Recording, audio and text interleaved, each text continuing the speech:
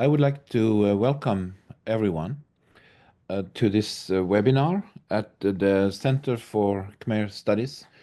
And I'd like to start by saying a few words about the Center for Khmer Studies and what we do.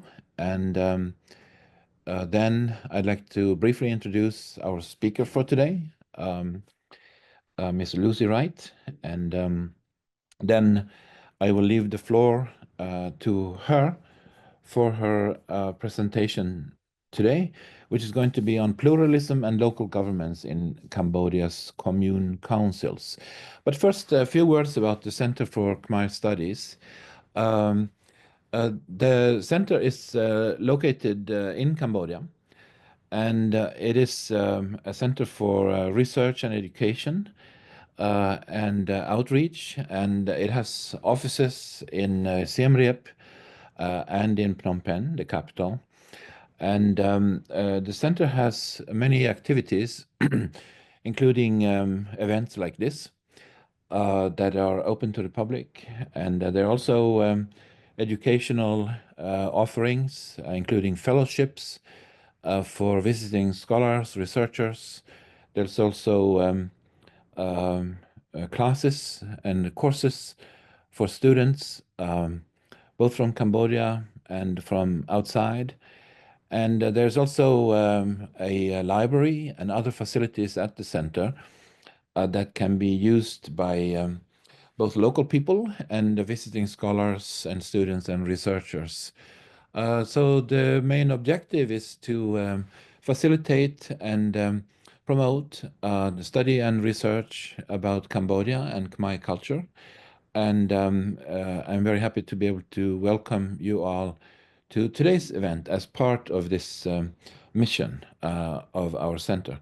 And as for myself, I'm a professor in anthropology at Cornell University in the United States. And I'm an anthropologist with many interests in Cambodia and Cambodian culture.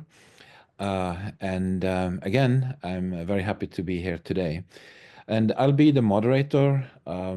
This means that I'll hand over to our speaker in a minute. And when she has finished speaking, maybe in about 40 minutes or so, then everyone who is listening in can write in questions, preferably in the Q&A that will be open for you to write in your questions. And then I will present them, and we will hear answers from our speaker. So that's coming up later. And you're welcome to join in and ask questions. And I'd like to just briefly introduce Ms. Lucy Wright is a PhD candidate in political science at the Duke University, which is also in the USA. She is also a visiting fellow at the Cambodia Development Research Institute's Center for Governance and Inclusive Societies. She is engaged in research for her dissertation, which is about how opposition party participation in commune governments, a local commune government in Cambodia, has affected the quality of local governance. She is drawing on qualitative fieldwork of her own novel observational data, and also an original survey on elected leaders. I'm sure we will hear about this. In addition to her research for this dissertation, she has published research on Cambodian civil society. She has contributed to various research reports, including on topics such as local governance and on solid waste collection, and also on poverty in Cambodia. So with that, I'd like to also say a heartfelt welcome to Lucy, and to hand the microphone over to you. So once again, welcome, and very happy to have you here. Thank you very much for that kind introduction. 𝐀𝐛𝐬𝐭𝐫𝐚𝐜, Lucy Wright, and today I'm going to be presenting on the topic pluralism and local governance in Cambodia's commune councils. So as Professor Magnus said, I'm a PhD candidate at Duke University in the US, and where I study political science. And I have been interested in Cambodia for a very long time. I first came to Cambodia in 2014 and have really studied it ever since. So I'm very happy to be here and really grateful for the great work that the Center for Khmer Studies does in Cambodia.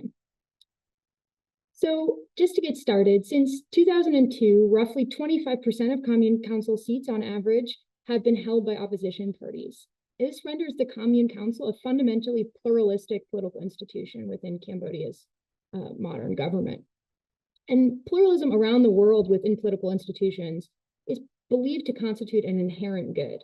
So as minority parties are believed to serve as a check on the majority party.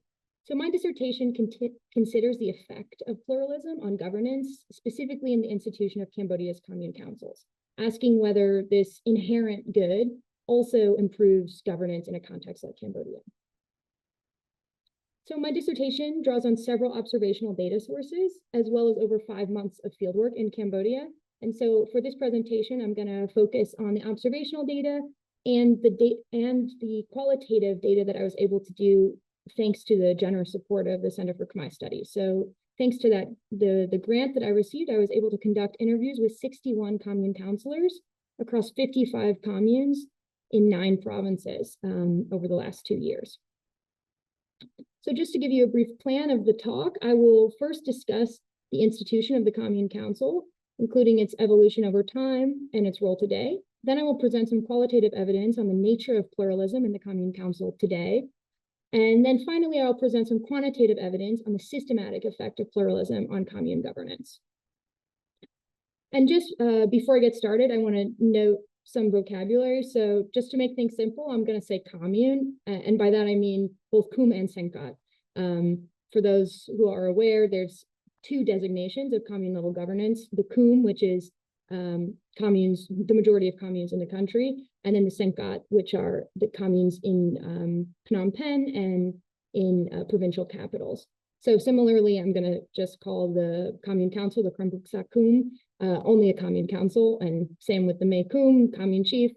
And there's also this distinction between commune councillor and commune chief. So commune councillor, which would be Samatjet Krambuksa, that refers to all of the commune councillors, including the chief.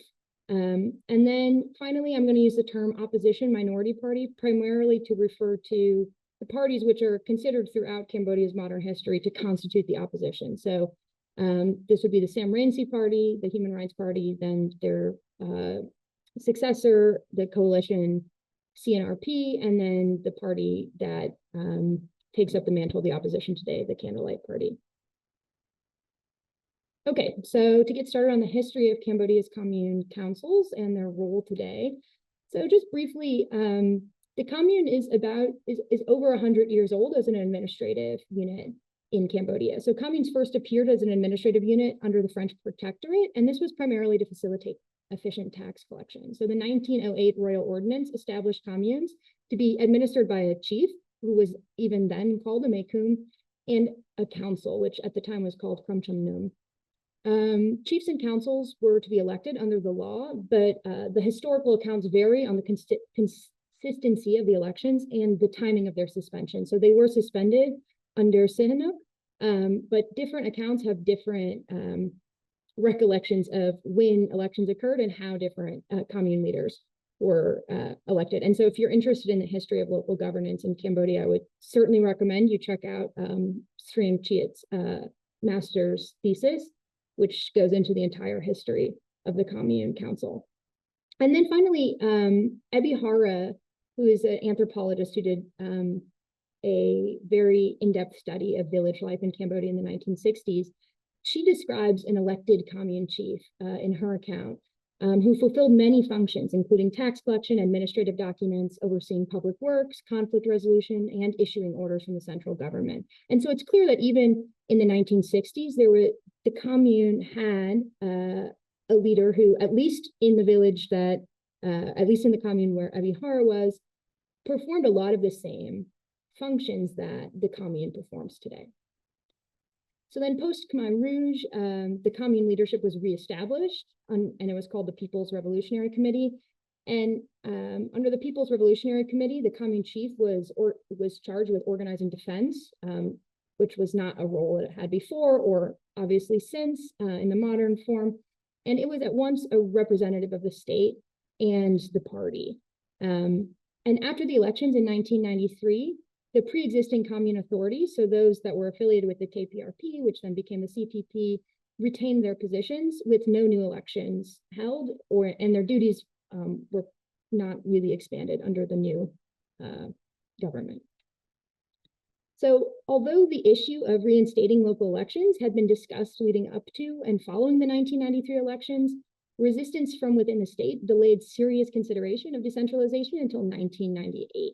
But in 1996, the government launched the 𝐀𝐤𝐿 program, which, with the backing of UNDP and other major donors, served as a kind of testing ground for policies of decentralization and deconcentration. 𝐀𝐤𝐿 aimed to improve the capacity of local governance and to incorporate ordinary citizens into the rural development process with the ultimate goal of poverty alleviation. So in the communes under this program, committees were elected to preside over the community, and the committee members, in consultation with the community, were charged with developing a commune or village development plan and implementing development projects using a 3-year budget of $50,000. So the 𝐀𝐤𝐿 program eventually expanded to cover 228 communes, which comprised 15% of the population at the time. And it's really in this program that we see the seeds of the modern form of the commune council get formed. So the 𝐀𝐤𝐿 program was hailed by the Minister of Interior, 𝐀𝐤𝐿 𝐾𝐿, as nothing less than a revolution in Cambodia's national administrative structure, and it was praised by the development community as having succeeded beyond expectations. Because of this great success, 𝐀𝐤𝐿 served as a testament to Cambodia's ability to build local capacity through devolution of responsibility. And its success impelled the international community to push for formal decentralization by the government. And because at the time, nearly 2/3 of Cambodia's budget was financed by donors, the desires of the international community certainly had sway. However, 𝐀𝐤𝐿 was not the only relevant factor in driving the decentralization reform, which creates today's elected commune councils. At the time, negotiations between the CPP and Funcinpec were dragging on through 1999. And as the parties were debating how to split up cabinet and some subnational positions, Funcinpec was demanding an even reallocation of the commune chief position. So recall that post-1993, the CPP held all of the commune chief positions. But dividing the communes evenly was going to really upset the rural bases of power. And so we have this quote from His Excellency 𝐶𝑠𝑎r He says, "The truth about commune elections was that they were prompted by political deadlock over power sharing between parties, which won seats in the National Assembly. There was a demand for a 50-50 split of seats for commune positions between CPP and Funcinpec, but such demands could not be met. It made us think of holding local elections." So this decentralization reform, which is born from a mixture of previous institutions, efforts by the international community to install decentralization, and by the political conditions of the country, lead to, in 2001, to decentralization reform, which was culminated in the passage of the law on Commune Sanghat administrative management and the law on the election of the Commune Sanghat Council. And this really marked the beginning of a long decentralization reform in Cambodia. And it established the Commune Council as a multi-party elected legislative and executive institution with the ability to spend its own money. So the reform radically changed the relationship between the people, the commune authorities, and the national government. So this is a quote from one chief in Battambang that I interviewed, who had served as a commune chief since 1981. He described the change, saying that as the commune chief before the election, the power and authorities were at the top level. We took orders from the top to the local level. After the election, we implemented decentralization, where we took opinions from the bottom and forwarded them to the top. We now accept the opinions of the people and implement them.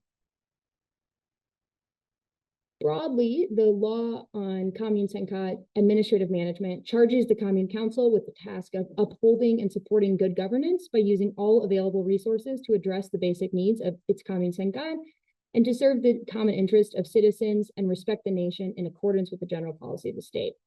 The council is vested with both legislative and executive functions, and much like the 𝐀𝐿 described by Ebihara in the 1960s, it plays a dual role, both representing the local people of the state and carrying out the orders of the state among the local people.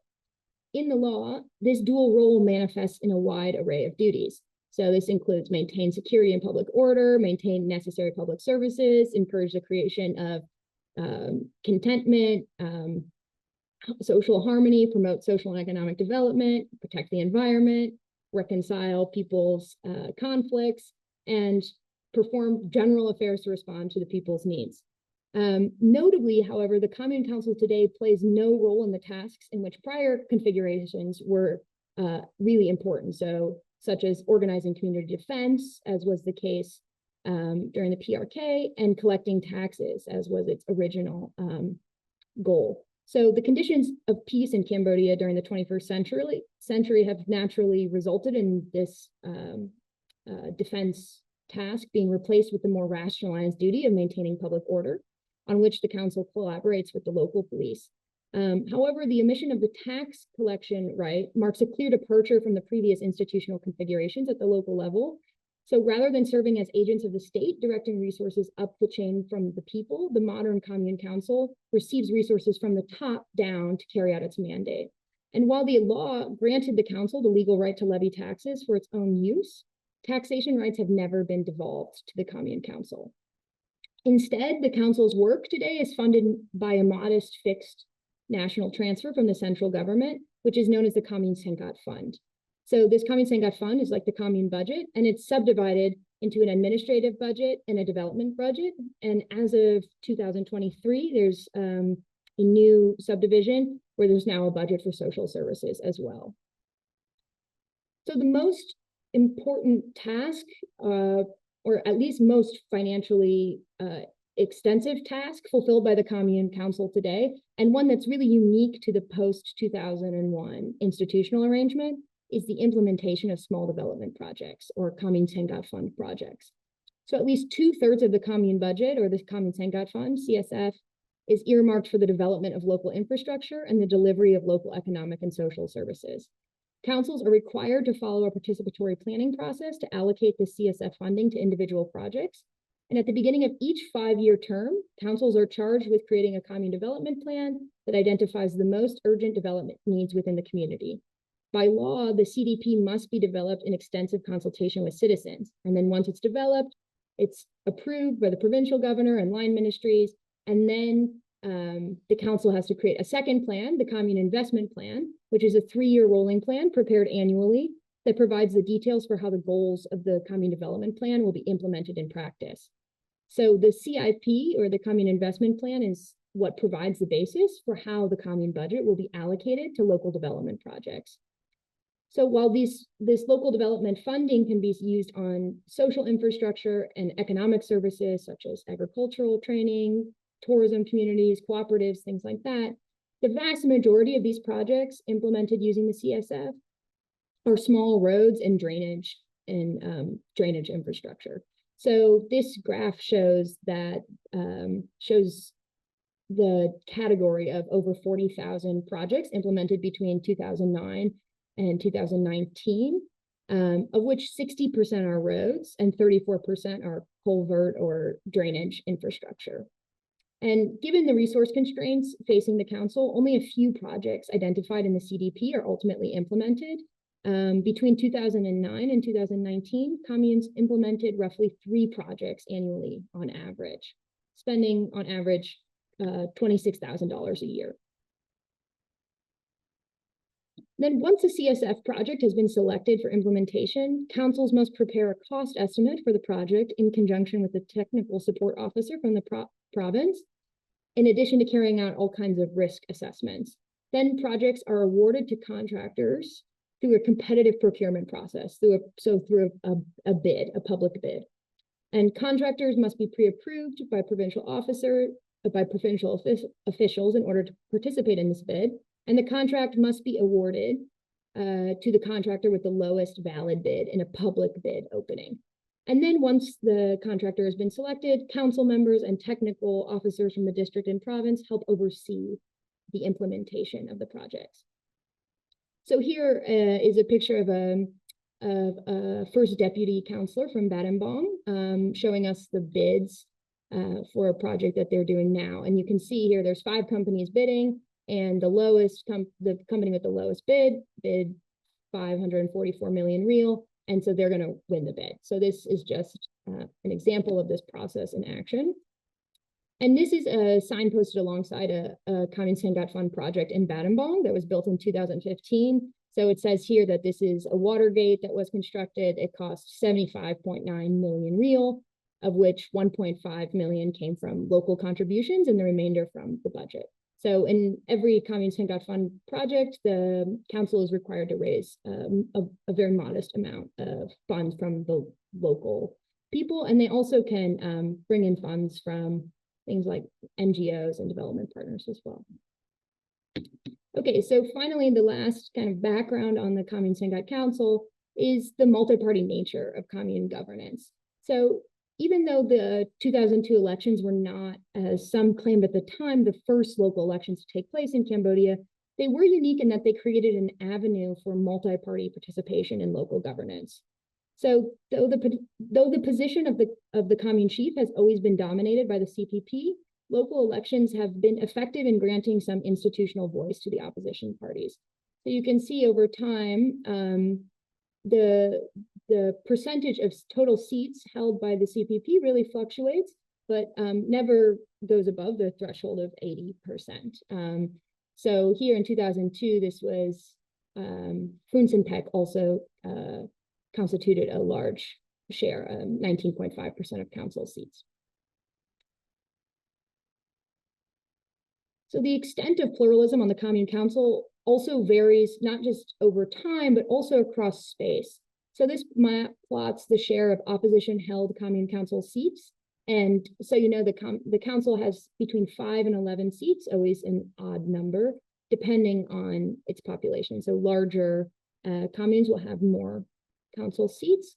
But here you can see the share of this Commune Council seats that are held by the opposition. And this is in the 2012 to 2017, the third council mandate. So as you can see, some places have very extensive opposition representation, and other places have very little pluralism. So essentially, my project asks whether places with more pluralism experience different types of governance than places with less pluralism. So essentially, I'm interested in comparing places like this to places like this, like saying, does the fact that parties have a more equal share of seats in a place like this change the outputs of governance? Okay, so next I will talk about how pluralism works on the Commune Council today.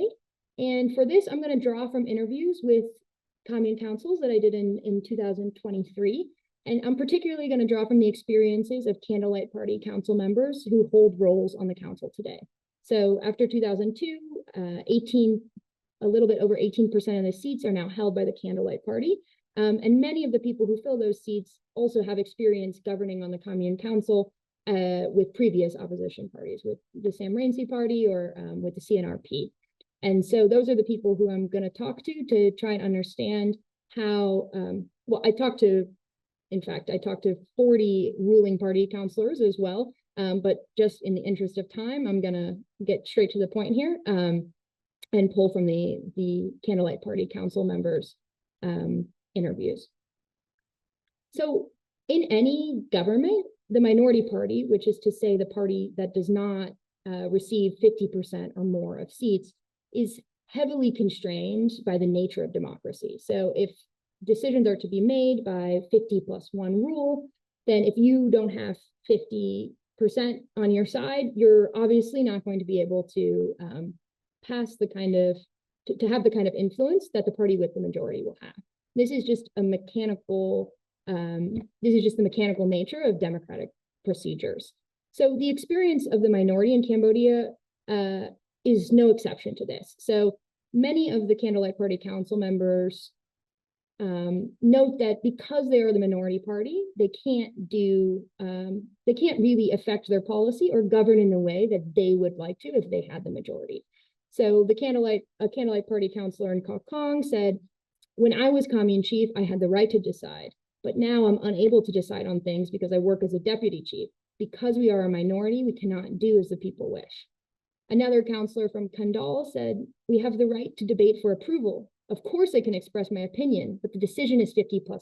So this is just a regular effect of democratic procedures.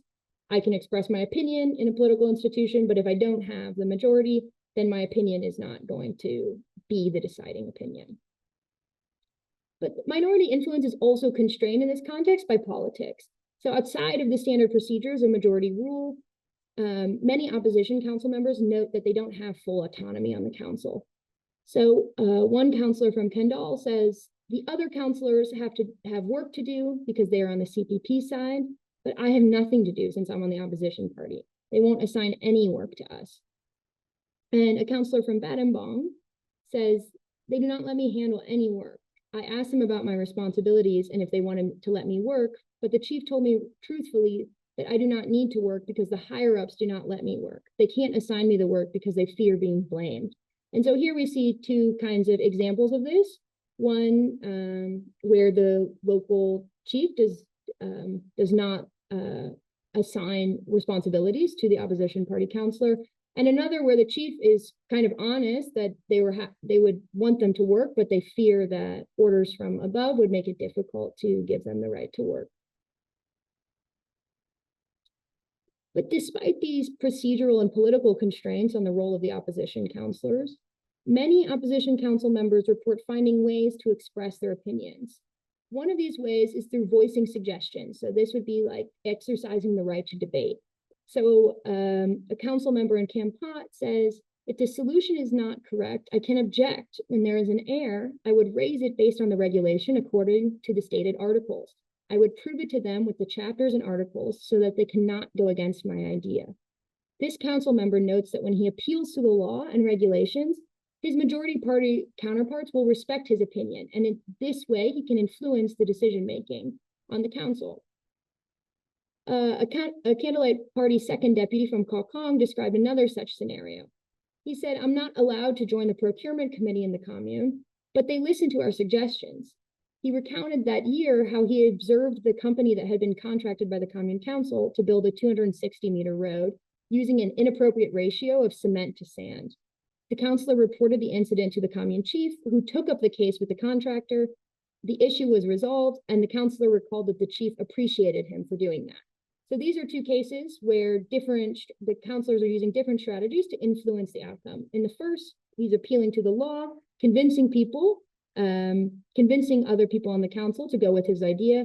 And in the second, he's working with the commune chief to fix a problem with the implementation of projects. And I didn't note this before, but the problem with the implementation of projects in the council is like it's very complicated to monitor these contractors who are implementing, like building roads, repairing roads. You need the technical specifications. You have to see how much sand they're mixing to water, how much sand they're mixing to cement, in order to determine the quality. And so there's a lot of ways that the contractor can try to rip off the council. And so both ruling party and opposition party council members describe their efforts in great detail to try and make sure that the contractors are using the money to produce high quality goods. So in this last case, it seems that the councillor in 𝐀𝐭 is working together with the commune chief to try and ensure the quality of the local development projects. Another strategy for asserting influence would be a kind of veto power. So describing a veto, like in the sense of an objection, refusing to accept something. So describing the process for CSF project approval in her council, a young Candlelight Party councillor in Siem Reap stated, we have a meeting with the council members for every project. Since our party didn't win the election, they would still proceed to automatically do the project, regardless of if I agree or object to the idea, based on the 50+1 rule. So again, she understands that because her party is in the minority, she cannot control what the council ultimately does. But despite her inability to overpower the majority decision, she went on to describe an alternate means of shaping the 𝐀𝐿 approval process. So she says, however, I would not raise my hand for approval when I see abnormalities with the project. They have a report submitted to the provincial or municipal level. The higher level people who read the report would question the project when 3 people do not raise their hands for approval. By withholding her signature from the project report, this councillor attempts to raise a red flag about the project by appealing to the district and provincial officials. So while her objection alone is not enough to stop the project from proceeding due to the democratic procedures within the council, she expects that it could signal to higher-ups to exercise oversight of the project. Okay, and the last kind of strategy for asserting influence is the spreading of information. So other councillors discuss how they spread information about what they observe on the council, and in doing so, they fulfill a classic oversight role of minority parties everywhere. So like I said in the beginning, because minority parties do not have power in any political system, typically the role that they use their institutional influence to conduct oversight and extract information from the majority party and spread that information as a way of overseeing what the majority party does. So here, there's some examples of the candidate councillors fulfilling a classic oversight role. So another councillor in Siem Reap described a case in her commune where 6 defects were found in the construction of a road project. She refused to sign the form to release the final 10% payment to the contractor, insisting that the company needs to fix the defects or that the council should deduct the cost to fix them from the final payment. I disapproved of the payment, she recounted. If the commune chief signs the payment, I will post it live on Facebook. I rely on social media. So in this case, the councillor is using her ability to spread information on social media to try and increase her influence on the council. So even though she might not be able to overpower with a majority, whether or not the commune ultimately pays the contractor, she's using her power to spread information to the people to try and change the decision-making process on the council. Similarly, a councillor in Kandal described how he spreads information he learns as a council member to the people, thus allowing the people to also perform better oversight of the council's action. He says that he lets the people know about the annual budget. We brief them about the amount of budget the commune receives and the road construction project that will be built. We also ask them to monitor the budget for the road construction. As a candidate representing the party, I'm obligated to spread that information to the people in the commune. So here he's not just conducting the oversight himself, but he's using his ability to get information about the budget and the projects that will be built in order to spread that information to people as well. So to kind of sum this up, despite the constraints, both procedural and political, minority party councillors attempt to exercise some influence over commune governance. And I mentioned 3 types of strategies: debate, objection, and spreading information. However, these interviews are not enough to know whether these strategies are effective, whether these things that the opposition tries to do on the council really change the outcomes in what the council actually does. Okay, so the final section, I'm going to systematically look at the effect of pluralism on procurement in local development.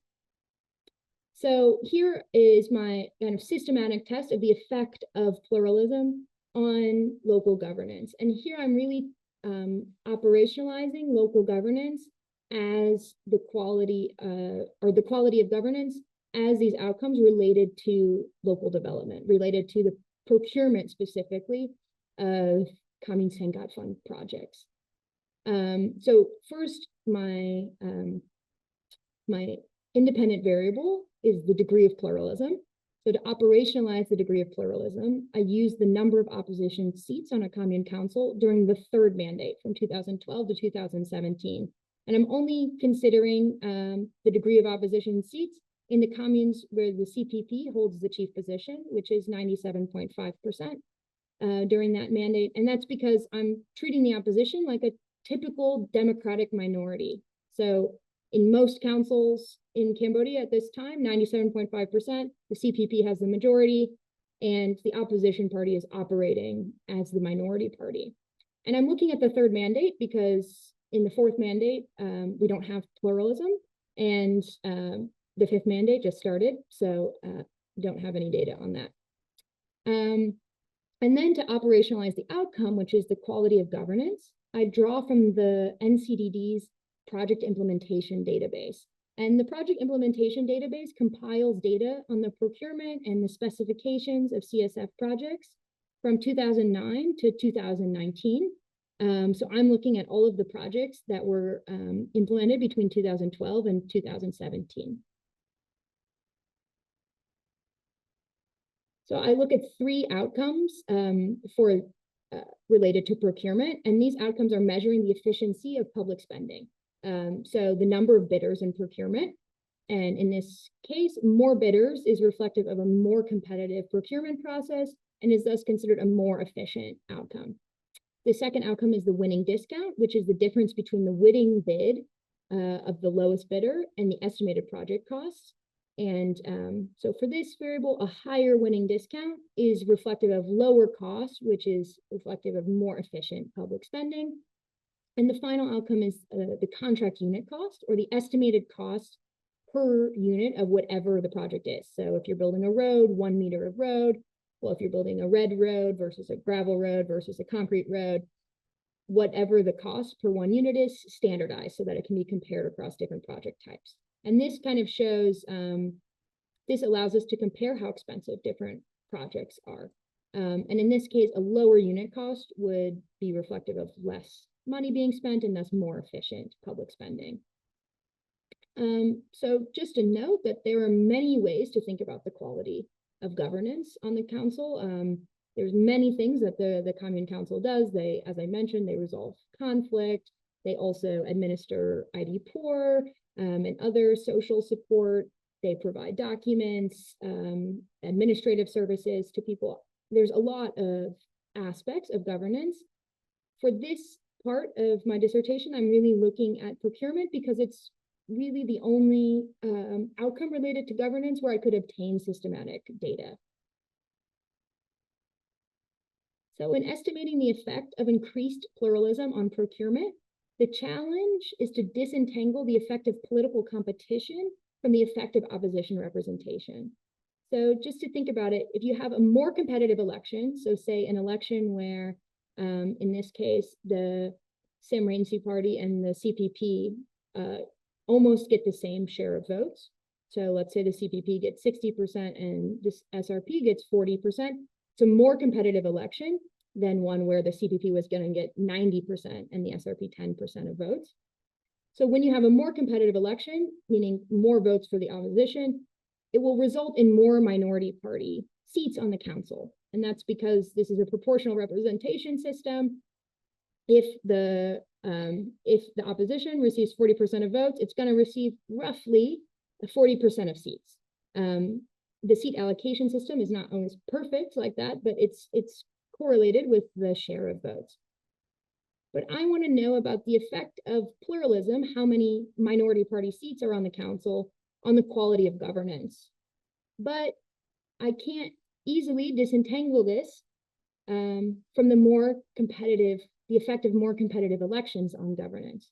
So of course, if a commune is more competitive, we might expect that people behave differently than if it is less competitive. So what I'm going to try and do with my research design is I'm going to try and control for this effect of competition to really isolate the effect of the opposition of, to isolate the effect of pluralism itself, not political competition, on the quality of governance. So I do this by using a quasi-experimental design, which is called a regression discontinuity design. And effectively, this design is only going to compare communes where the opposition barely won the very last seat on the council to communes where the opposition barely lost the very last seat. And this effectively holds the level of political competition constant. So it's quite complicated, but if you imagine you have let's say we're comparing 6 7-seat councils. So in one, the last seat is won by the CPP by 200 votes, in the other by 100 votes, by the last one 10 votes. So this means the last seat would be like where the difference between the two parties, vote share is most important in determining the outcome. So that's why we're looking at the last seat here. So in one, you have the CPP wins by 200, which means it's they won by a lot. It's not very competitive, this fight for the last seat. The second, they won by 100. The third by 10. And then you have a commune where the Candlelight Party won by 10 votes, where the Candlelight Party won by 100 votes, or, well, this one's supposed to be 20 votes, or 200 votes. So you would want to, I'm going to only compare the communes where the CPP barely won the last seat, or where the Candlelight Party barely won the last seat, so that, well, in this case, not the Candlelight Party, it's the SRP, but barely won the last seat, in order to make that political competition similar. So if I'm only looking at places where the last seat was won by 10 votes one way or 10 votes the other, it means that the vote share by each by the parties are roughly the same. So you might say that Commune C and Commune D are similarly competitive, but in one of them, the Candlelight Party has one more seat than the CPP, and in the other, the CPP has one more seat than the Candlelight Party. So this is a common strategy in the disciplines of political science and economics to try and isolate whatever it is that you really want to study, is to look for a margin where the difference between having this last seat is so small that you can say that the political competition is probably about the same in those two places. So this strategy is going to allow me to estimate the effect of one additional opposition-held seat on the council on my outcomes of interest. So like I said, this holds competition constant, and it also has the benefit of holding all other kinds of things constant. So this chart shows that barely having one additional opposition councillor in 2012 is not associated with differences in all kinds of things before 2012, such as poverty, population size, like economic factors, remoteness, ethnic composition, and much more. So this just shows us that we really have two good comparison groups here. One where the opposition has one additional seat, and one where it has one less seat. Okay, so these are the results of the regression discontinuity design. And so what I find, this outcome here is the effect of one additional opposition seat on the number of bids solicited per project. So here I find that one additional opposition councillor on the commune council corresponds to roughly half an additional bid per contract, or like you could think about it as one additional bid on every other contract that the council procures. So this reflects more competition in the procurement process that's consistent with more efficient governance. And this effect is very strong. It's statistically significant at the 0.01%. However, I find no statistically significant effect on the price of contracts, which is represented by the winning discount. I do find that an additional opposition council member lowers the total price of the contract, which is consistent with the idea of a more efficient spending, but this effect is not statistically significant. And then I find no effect for the standardized unit cost as well, which is the cost of the project inputs. So basically what this provides is some mixed evidence that increases in pluralism, very marginal increases in pluralism, might correspond to more competitive bidding, but ultimately doesn't affect the efficiency of spending, or doesn't ultimately allow the council to get more bang for its buck. Okay, so in conclusion, what I hope to have shown with this presentation is that commune elections in Cambodia since decentralization have created real opportunities for pluralism in local politics. And the qualitative interviews that I conducted suggest that minority party council members attempt to use their role on the commune councils to perform the role of classic oppositions everywhere, which is to conduct oversight of the majority party's governance. And they do this by debating issues, by exercising vetoes, and by spreading information. However, evidence that the opposition's oversight has any systematic effect on outcomes, at least related to procurement, is mixed. So I find that it leads to more competitive procurement, but it doesn't change local spending habits. It has no effect on the efficiency with which public funds are spent.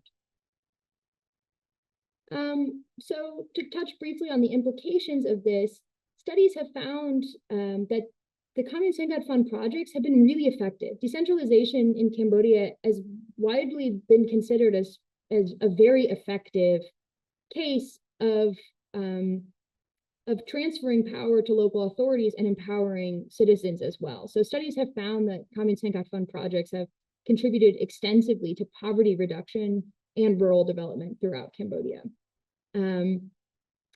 However, I think still efforts to strengthen the capacity and incentive to conduct oversight of these projects is welcome. So in every government, a very common problem is that procurement is a very hard thing to monitor and a very easy thing to conduct poorly. And so any effort to strengthen the capacity to conduct oversight of this spending, which constitutes a large portion of Cambodia's budget today, is a good thing. It will only make the CSF projects contribute more to poverty reduction and development. And so there's a couple of things that could be done to improve that ability to conduct oversight. First, it requires data, much like the data that I use today. However, that database that I use today is now defunct. It's not being used anymore in Cambodia. And so right now, the public spending is not being tracked, at least in a public way, systematically, which limits the oversight over these funds. One way that governments try to get around this problem without spending too much money monitoring is to conduct random audits. So if you have data, you can audit the procurement process to try and reduce inefficiencies in public spending. However, I want to also mention that institutional procedures can be used to strengthen the capacity of the existing council to conduct oversight of itself. So already within the council, the nature of multi-party competition grants the council with this oversight mechanism as embodied in the minority.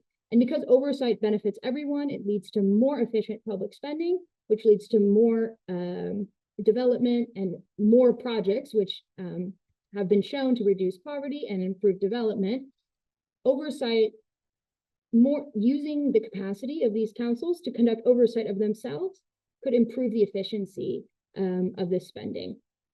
And institutional procedures such as requiring multi-party participation on important committees. So some of the committees on the council have rules about who serves as vice chairman, who serves as chairman, that allow multi-party participation on these committees, like could be really effective for the committees like the procurement committee, the budget and planning committee, the project management committee, and also taking councilors' efforts to signal malfeasance seriously.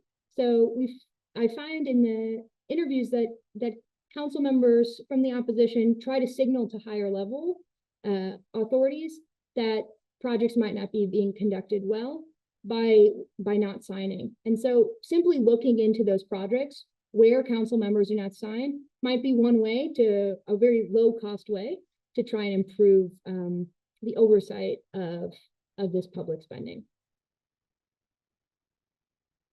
Okay, so that is the entirety of my presentation. Thank you so much.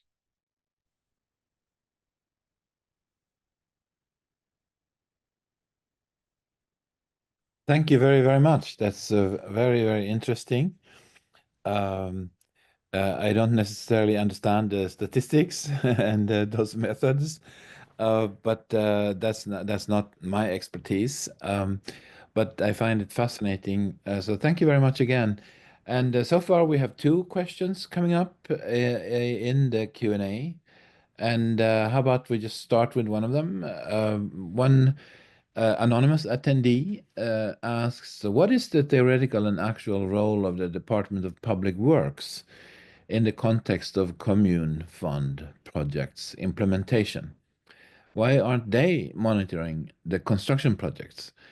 Is it that they don't have enough manpower?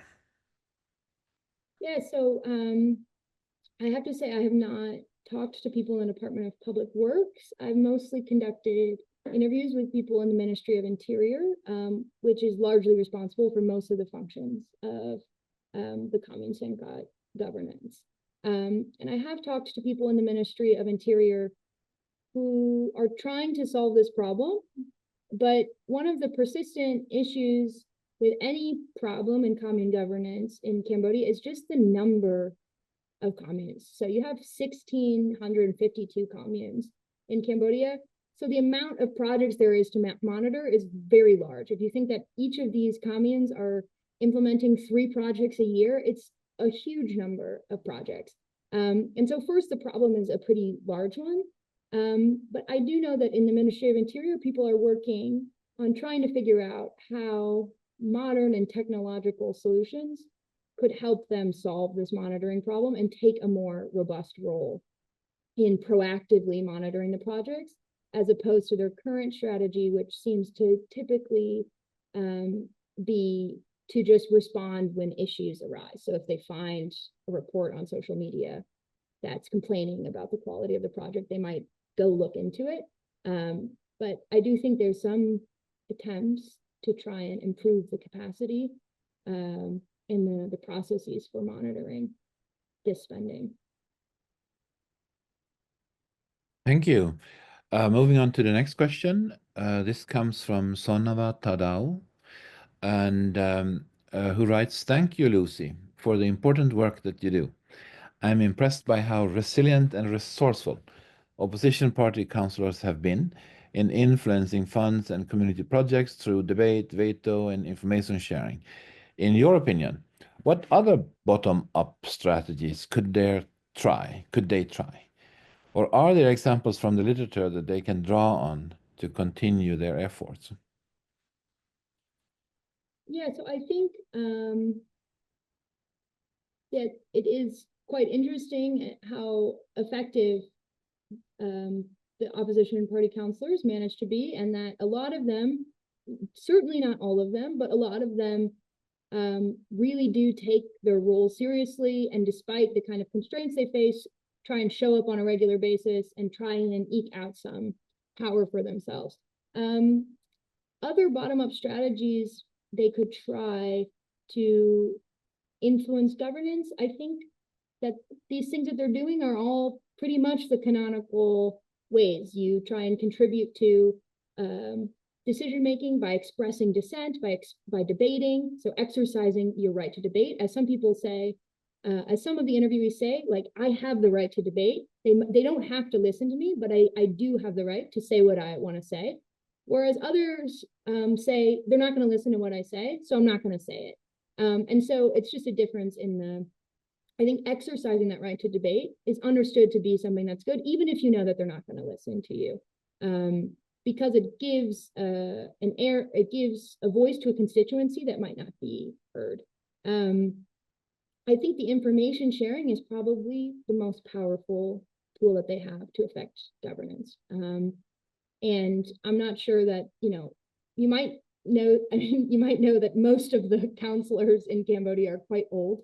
So it's really the younger ones who seem to have a really good sense of how you can use social media and things like Telegram to increase your voice and spread information. And so I think information sharing is probably one of the more effective ways to influence to improve their efforts.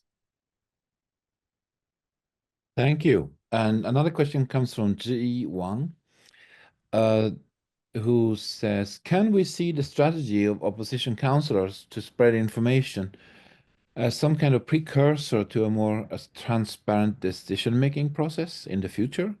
Or are there institutional barriers to prevent such changes? Yeah, so I think the strategy to spread information is a precursor to more transparent decision making. So especially in a context, I think this is a very important feature of pluralism.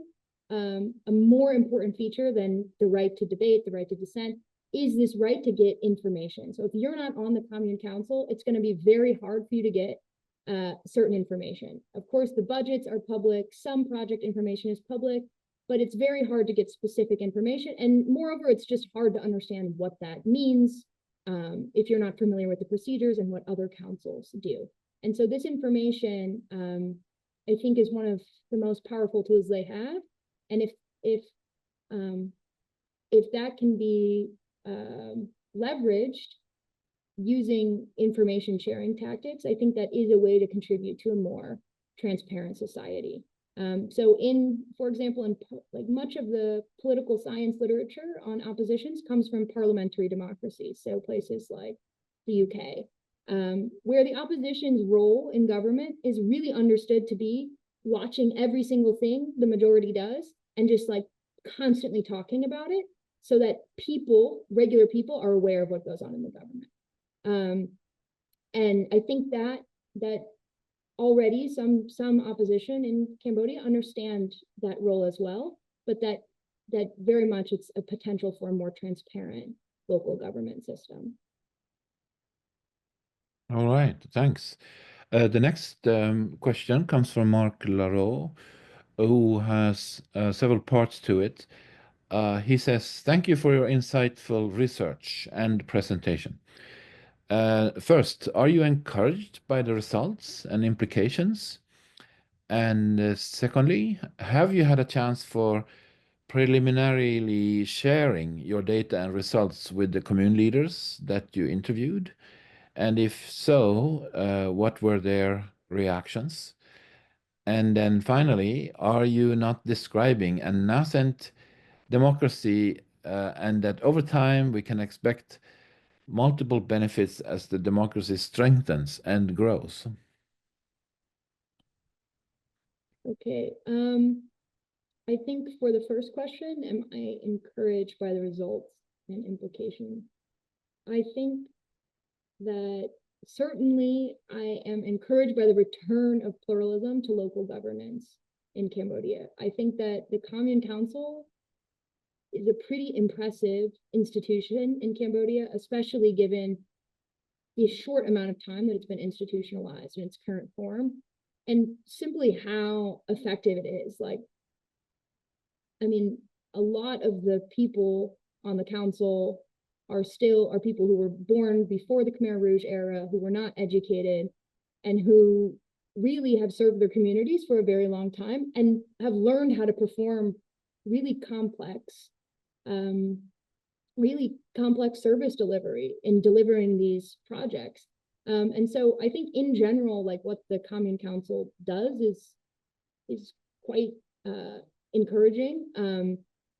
It's perhaps the most encouraging democratic institution in the country. I think has always been the most democratic seeming, and that this pluralism is part of it. And I think one of the interesting things about the pluralism at the local level too, that I didn't mention, but I think is that these are small communities. I mean, now about 10,000 on average, but that people know each other on a personal level. And so pluralism also has an ability to contribute to like political debate in a more friendly way. These are people who grew up together, went to school in the same place, know each other's families. And so there's a familiarity that still exists despite the kind of the partisan types of competition that, I mean, when we see like national politics in Cambodia, it's usually not very friendly, the two sides towards each other. But at the local level, there's a lot more possibility.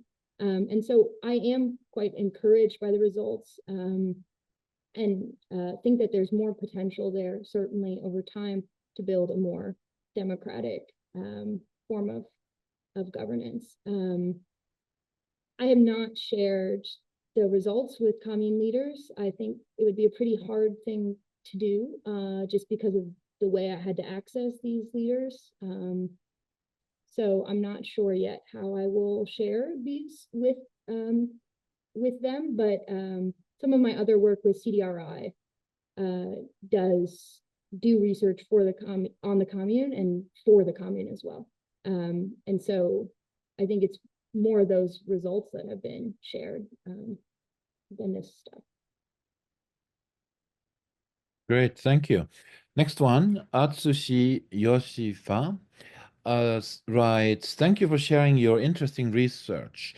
My question is why you don't include the most long-standing opposition party, 𝐀𝐭𝐫𝐚𝐜, as an opposition party. Although it has a good relationship with the CPP, I think it still has opposition status. And if including 𝐀𝐭𝐫𝐚𝐜 as opposition, I wonder if your statistics outcome may be changed or not. Thank you. Yeah, so in the year that I'm looking at, 2012 to 2017, 𝐀𝐭𝐫𝐚𝐜 has such a small share of seats that it makes almost no difference. And the reason that I do not include them is because the leader of the party actually announced themselves as not an opposition party before 2012. They explicitly said we are not an opposition party, while we are not opposed to the CPP. And so by conventional definitions of opposition parties in these kinds of contexts, admitting to not being an opposition party kind of disqualifies you. But I think if you were looking in an earlier term, like 2002, when they were really, it was more oppositional, I think 𝐀𝐭𝐫𝐚𝐜 would be a party to include in the opposition. But just in the time period that I'm looking at, first, it's such a small share of seats, and second, it's not really the stance that they're taking towards the government at that time.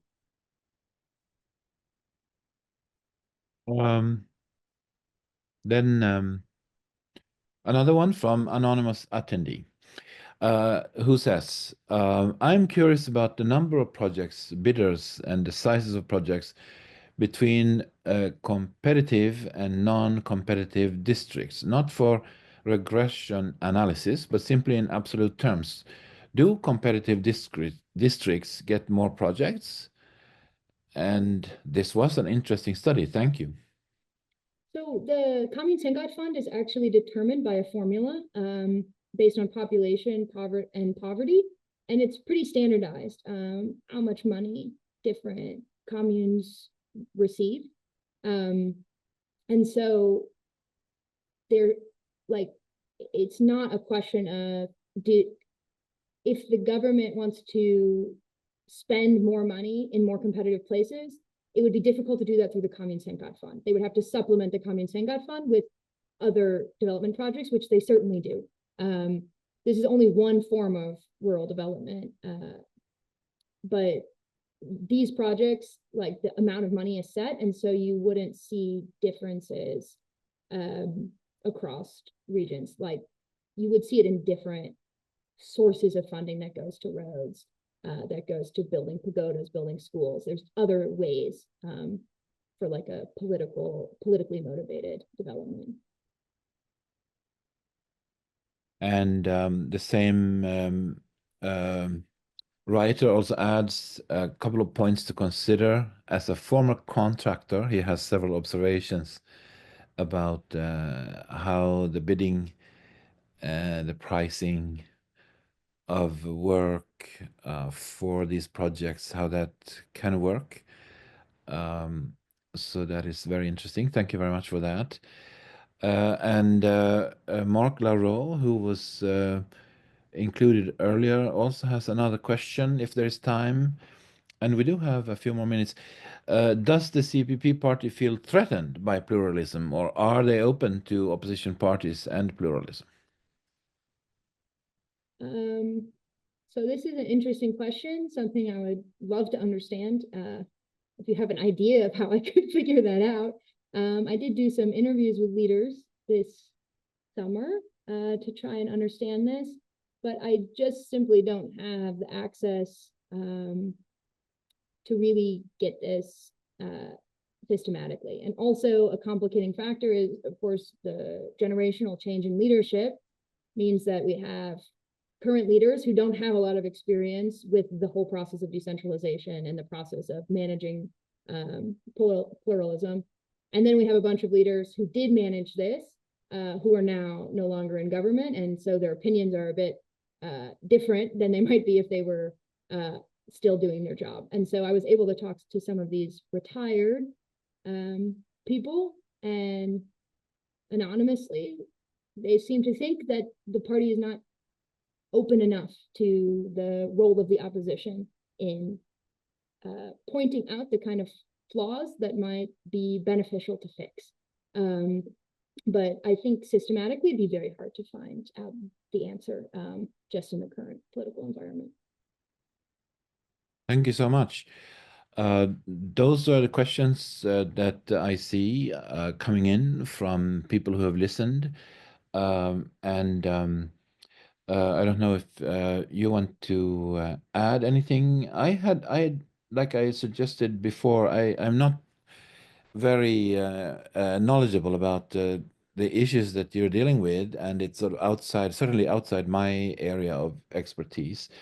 But as you were presenting this very interesting talk, I was wondering, out of ignorance, but where things like healthcare and elderly care and childcare, where all of those things fit into this, whether those are also aspects of life that these councils will get involved in, or if they're not, and if so, then who is dealing with this, and how is that burden shared? What is the situation for a general medical insurance for people? Is that available for large numbers of people, or is it restricted and also affected by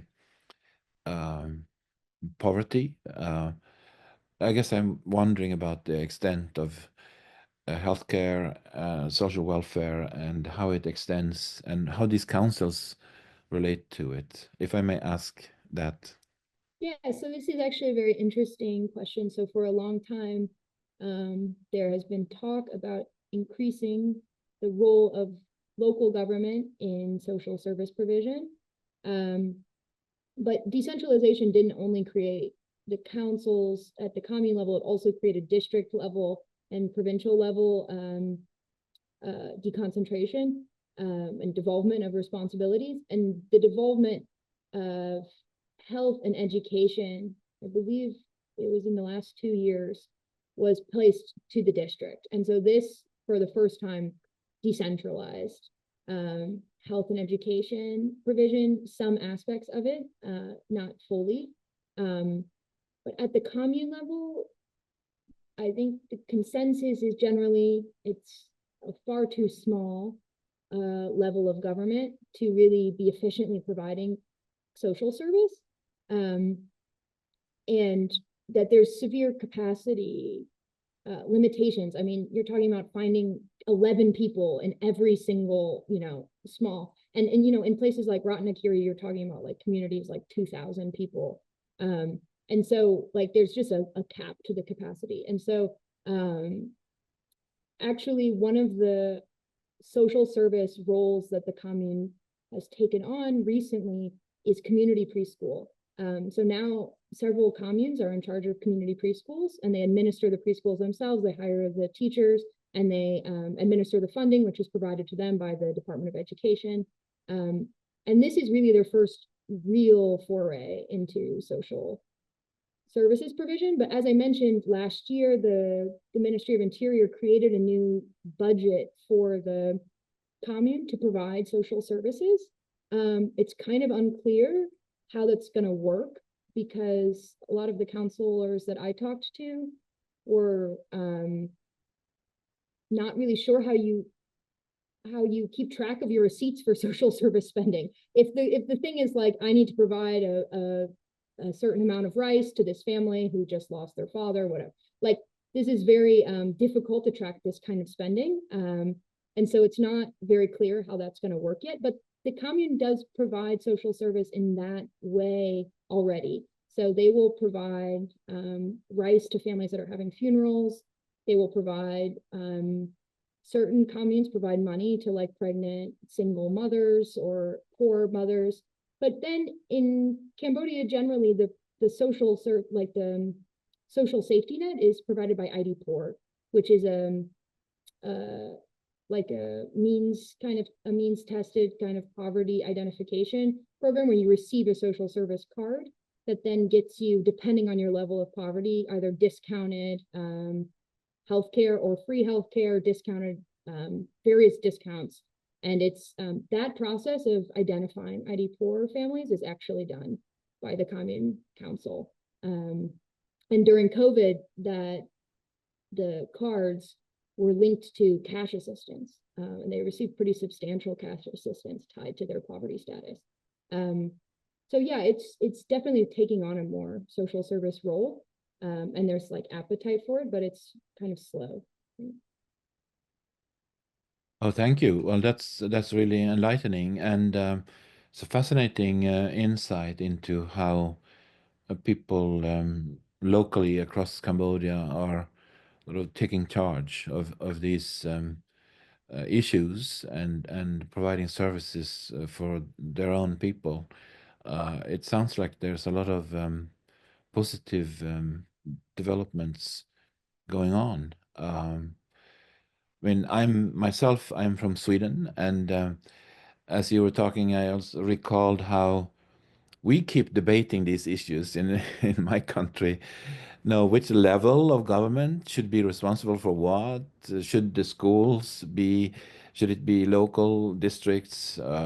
Should it be a region? Should it be the central government? And the same issues with healthcare. And so we're struggling to find the right formula for arranging this. So I don't think there's one ideal formula for it. But thank you again. It's very interesting to hear also about how they help identify people suffering from poverty and assign assistance to them, like you were mentioning. So I think I don't see any more open questions. I think we can wrap up. And but before I say thank you, I want to ask if you have any concluding thoughts, reflections on all these questions or otherwise. I just would like to thank the Center for Khmer Studies and Mong Samdi in particular for all of her help throughout the years. I think I got the money in 2022, a very long time ago, it feels like. And so I'm very grateful because it facilitated really meaningful and really comprehensive research in Cambodia. And I was so happy to be able to really hear the voices of the commune councilors and include that in my dissertation. The project would be completely different without the funding to facilitate that. So I'm just very grateful for your support, and thank you so much for inviting me to present. And regarding my research, yeah, I mean, hopefully I'll publish one day when I finish.